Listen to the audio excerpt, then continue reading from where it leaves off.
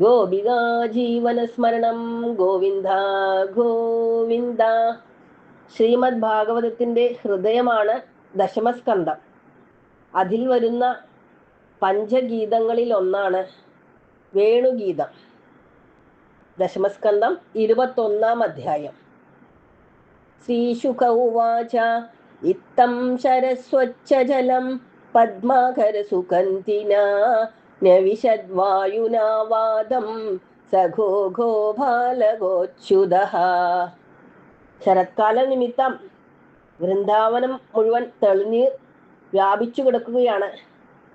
ആ തെളിനീർ നിറഞ്ഞ താമരപ്പൊയ്കയിലുള്ള സുഗന്ധത്തെ വഹിച്ചു വീശുന്ന സൗരഭ്യവും ശൈത്യവും നിറഞ്ഞ വൃന്ദാവനത്തിൽ ശ്രീകൃഷ്ണൻ ഗോപന്മാരോടും ഗോക്കളോടും ഒരുമിച്ച് ക്രീഡിക്കാൻ ഉത്സാഹത്തോടുകൂടി പ്രവേശിച്ചു.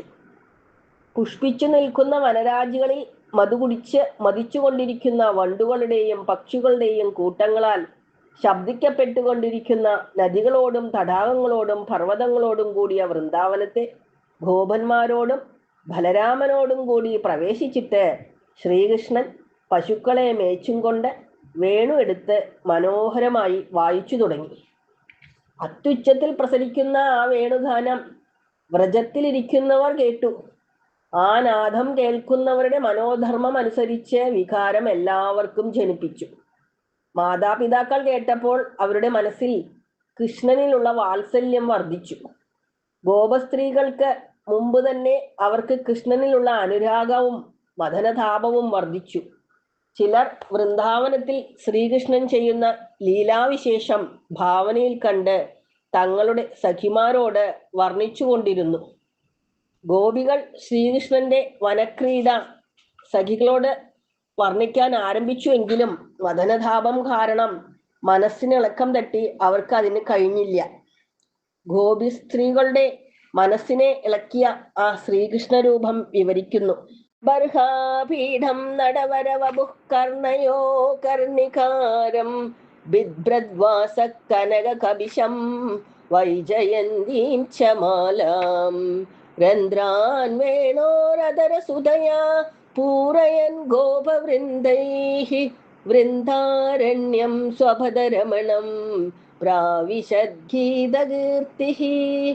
കണ്ണുള്ള പീലികൾ കിരീടം പോലെ തലമുടിയിൽ ധരിച്ച് രംഗത്തിൽ പ്രവേശിക്കുന്ന ഒരു നടൻ സ്വദേഹം അലങ്കരിക്കുന്ന പോലെ ശ്രേഷ്ഠമായി അലങ്കരിച്ച് ദേഹത്തെയും കാതുകളിൽ കർണികാര പുഷ്പത്തെയും സ്വർണ്ണ നിറത്തോടുകൂടി മനോഹരമായ മഞ്ഞപ്പട്ടും കഴുത്തിൽ വൈജന്തിമാലയും ധരിച്ച് ഓടക്കുഴലിലുള്ള ദ്വാരങ്ങൾ അധരാമൃതം കൊണ്ട് നിറച്ച് ഗോപസമൂഹങ്ങളാൽ ഗാനം ചെയ്യപ്പെട്ട കീർത്തിയോടുകൂടി ശ്രീകൃഷ്ണൻ തൻ്റെ പാദന്യാസങ്ങളാൽ രമിപ്പിക്കുന്നതായ വൃന്ദാവനത്തെ പ്രാപിച്ചു.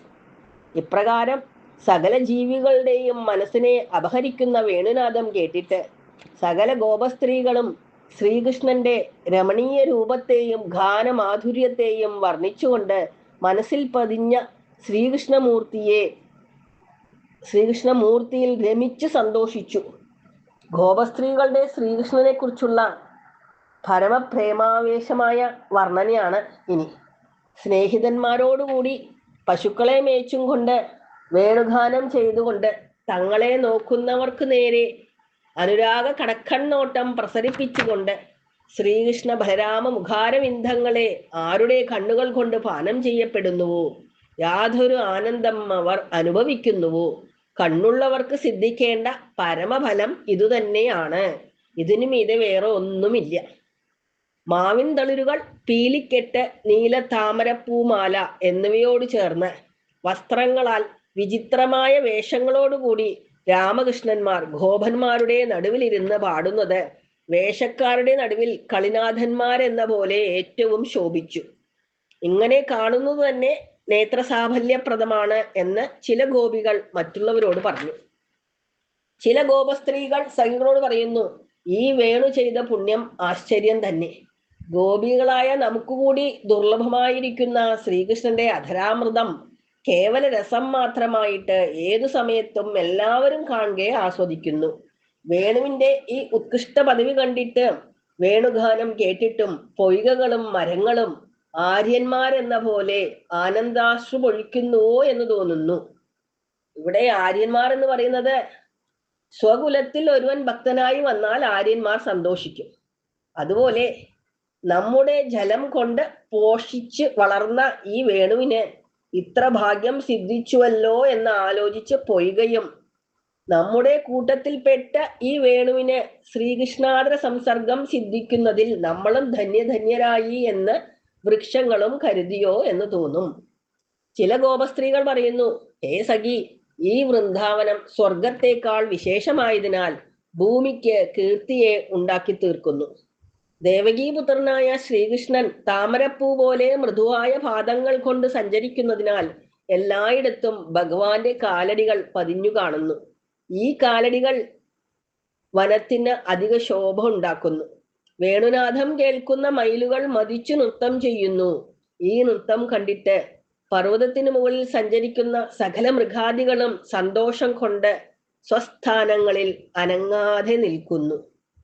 ചില ഗോപസ്ത്രീകൾ പറയുന്നു, സഖികളെ, വൃന്ദാവനത്തിൽ സഞ്ചരിക്കുന്ന മാൻപേടകൾ വിശേഷ ബുദ്ധി ഇല്ലാത്തവരാണെങ്കിലും സുഹൃതികളാകുന്നു.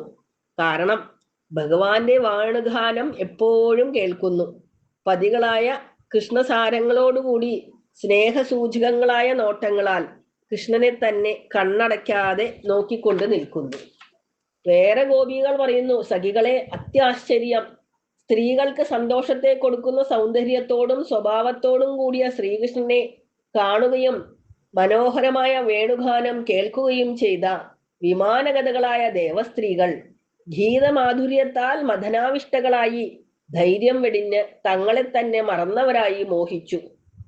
എങ്ങനെയെന്നാൽ വേണുഗാനം കേട്ട് തലയാട്ടുന്നത് കൊണ്ട് അവരുടെ തലമുടികൾ അഴിയുകയും പുഷ്പങ്ങൾ അതിൽ നിന്ന് വീഴുകയും വസ്ത്രം അഴിയുകയും ചെയ്തത് അവർ അറിഞ്ഞില്ല. അത്രത്തോളം മന്മഥ പാരവശ്യം അവർക്കുണ്ടായി. അന്യഗോപികൾ പറയുന്നു, ഹേ സഖികളെ, പുല്ലു തിന്നുകൊണ്ട് കുട്ടികൾക്ക് പാലും കൊടുത്തുകൊണ്ടിരുന്ന പശുക്കൾ ശ്രീകൃഷ്ണന്റെ മുഖത്തിൽ നിന്നും പുറപ്പെട്ട വേണുഗാനാമൃതം ആസ്വദിക്കാനായി 2 ചെവികളും ഉയർത്തിക്കൊണ്ട് ചെവികളാകുന്ന പാത്രങ്ങൾ കൊണ്ട് പാനം ചെയ്തു മതിമറന്നു നിൽക്കുന്നു.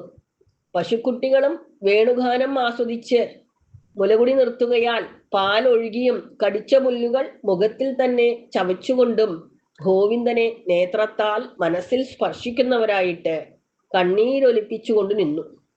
ആശ്ചര്യം! ശ്രീകൃഷ്ണ ദർശനത്തിനു മീതെ നേത്രസാഫല്യപ്രദമായ കാഴ്ച മറ്റെന്താണുള്ളത്?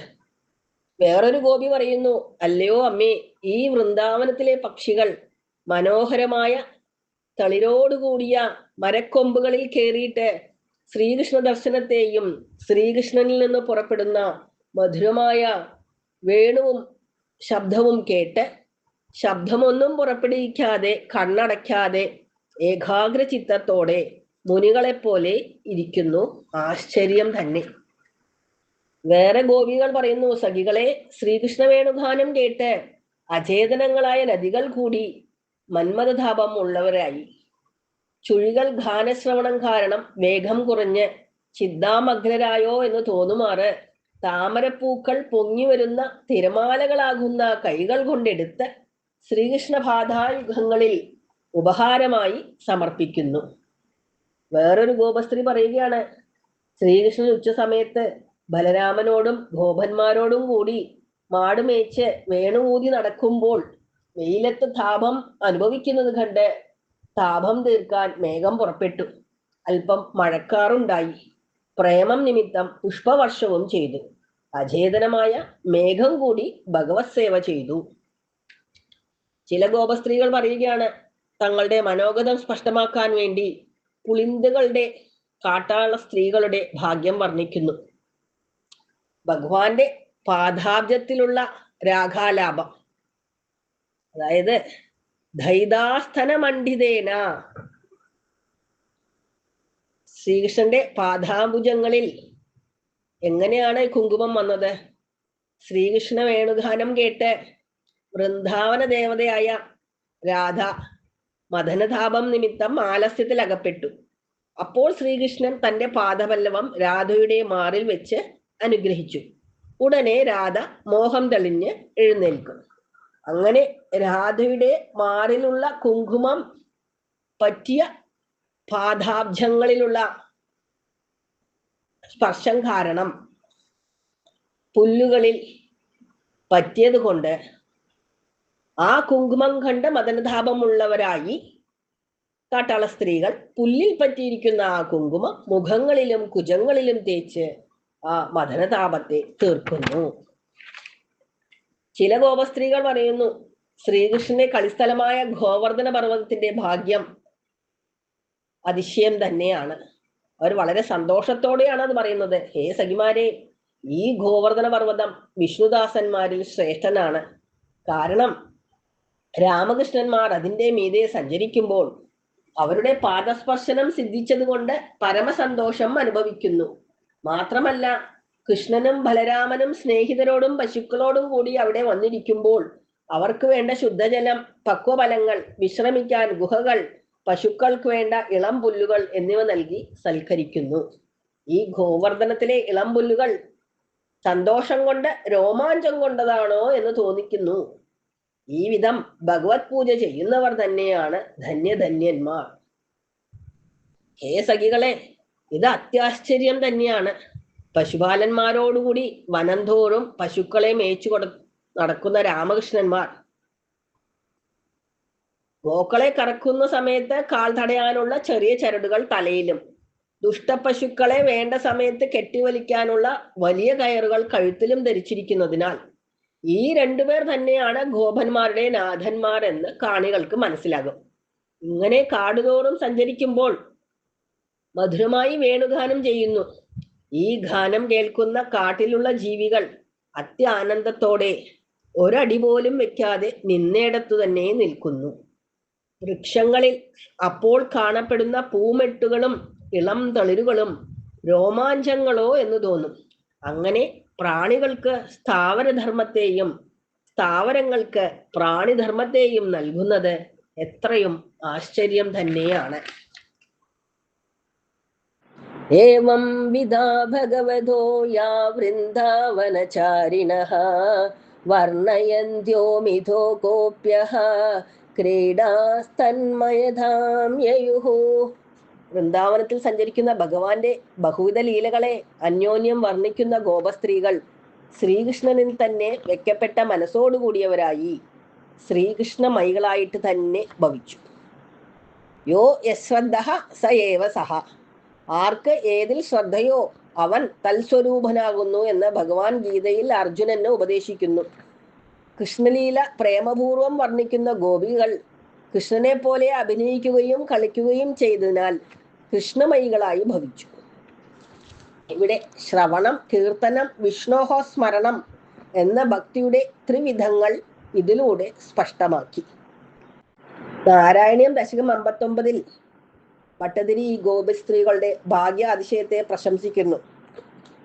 രാഗസ്ഥാവജ്ജായദേഹി സ്വഭാവാത് മോക്ഷോപായോ യജ്ഞദസ്യാനവാസ്യാത് താസാം ത്വേഹം തദ്വയം ലബ്ധമാസീത് ഭാഗ്യം ഭാഗ്യം പാഹി മാം മാരുദേശ. അനുരാഗമാകട്ടെ തന്നെത്താൻ ഉണ്ടാകുന്നതാണ്. മോക്ഷത്തിനുള്ള വഴി പ്രയത്നിച്ചാൽ ഉണ്ടായെന്ന് വരാം, ഉണ്ടായില്ലെന്നും വരാം. പക്ഷേ ഈ ഗോപസ്ത്രീകൾക്കാകട്ടെ ഇത് രണ്ടും ഒന്നായിട്ട് ലഭിച്ചു. മഹാഭാഗ്യം തന്നെ. ശ്രീഹരയേ നമഃ.